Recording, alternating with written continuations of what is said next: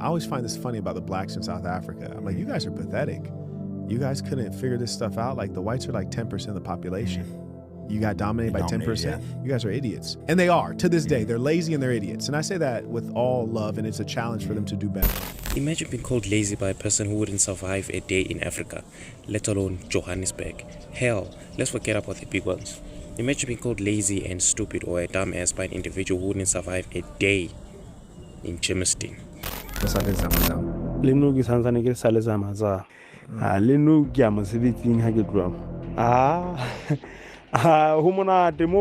Ke manga tsamang le gold because of le tsamang le group, so ka step mo ta be ke gold ndure o lalang ka yona e mana ha ona botsotsi o ra byang o ra ona botsotsi ka ha ra gona ka mono ka thusa motho a le mong a tsamaya le yona lo itshisa o tla re fotele yona gona e ntse di kremetse kae tšhelete gona ga tseba go tla be le bokae ha le kremetse so tšhelete gona ga tseba go tla le tšhelete so a le tshaba ra ka tshaba ka yona gold a sa ha bobebe a ka tshabang ka yona a ka tshaba honestly re tlo mmolaya. It's our reality though. It's the reality. Yeah, there's a huge or a high proportion or a large amount of youths who are unemployed in this country. I don't blame them. I don't blame nobody. The fact is that the system was never built for us. The system was never for us. It has always been against us.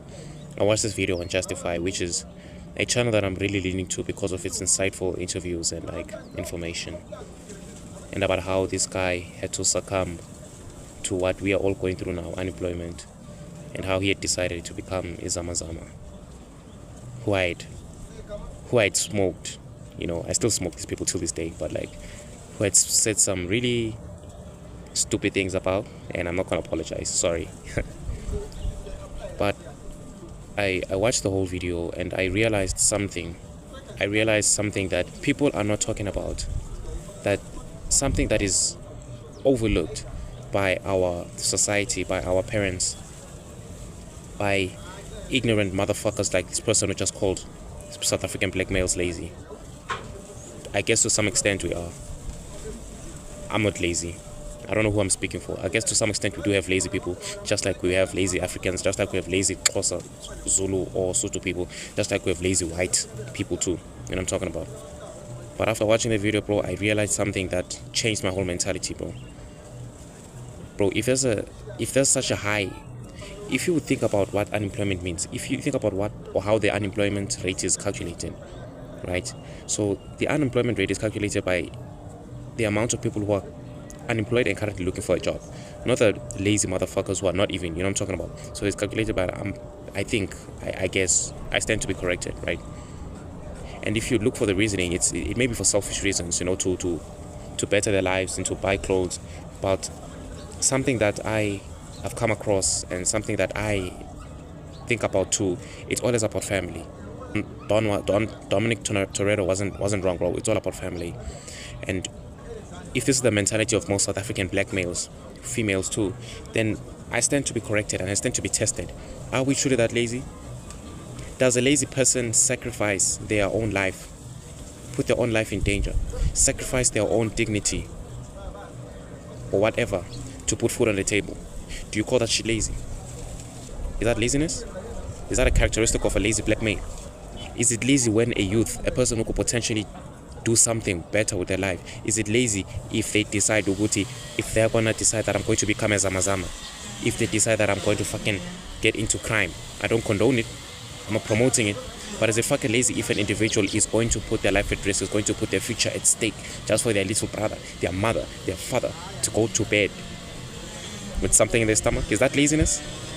Is it really laziness? You know, I hate people who do this shit, bro, and I hate myself too, because sometimes I talk a lot of shit without thinking. But this video is bullshit. Yeah, no, fuck the grinder. You know, fuck the grinder. He's working. He's panding. Now he's gonna feed his children tonight. A panda, fuck the grinder. I'm tired of these monkeys, bold ass monkeys, who fucking come out here and talk smoke about South Africa, bro. Every time, bro. Every fucking time. These black idiots, black laziness. South African stupid, dominated by white people. The fuck you talking about, bro? You think bro? Didn't South Africa fucking, I don't know my history, so I'm probably stupid and lazy in a sense. But didn't we gain our freedom or something like that 31 years ago?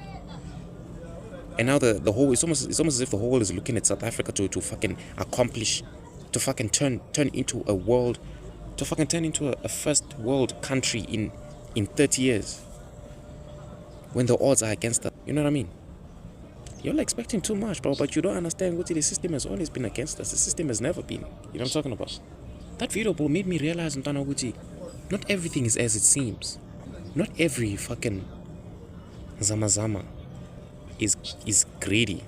Not every criminal had the best intentions, or had their worst intentions, because it's literally people who wake up to kill. There's literally people who just wake up and want to rape everybody.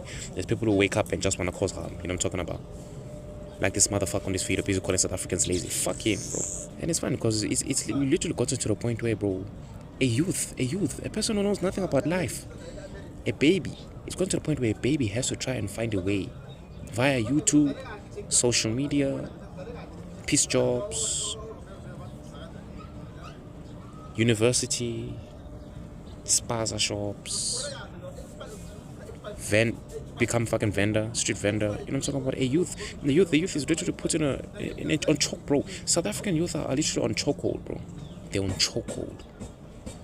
And they said they gotta miraculously find a way out, miraculously change the world. You are the future generation. And you can tell that the dude in the video, bro, he's going through it, bro. He went through it. You can tell. The fact that he's found comfort in discomfort, it says a lot, bro. He was desensitized, bro. He's literally desensitized by the system in South Africa. And I'm talking about, yeah, he's from Lesotho. Yeah, Lesotho is not part of South Africa. Yeah, you can say what you can act all smart about your geography. Good. You passed high school. You passed within 18 geography. Good. Clap hands for yourself. But you're still broke and unemployed. So shut the fuck up. Everyone is in this, bro. And I don't think it's over though. One thing my uncle taught me, something that I'll cherish for the rest of my life. This is not the end of the road. I got shy. It's not over till I say it's over. I'm not saying don't give up. I'm saying this is not the end of the road. Usaya fair. This life in South Africa, it's not shy. One day things are gonna change for the worse. We always gotta assume that it's gonna get worse. It's gonna get worse. I think it's all about what you're gonna do when shit goes south. What you gonna do about it? You always gotta try and find a way. You gotta find a way. You're the future generation. South Africa set you up to fail, bro. You are the future generation. You're the golden generation. Just stand the fuck up and show them.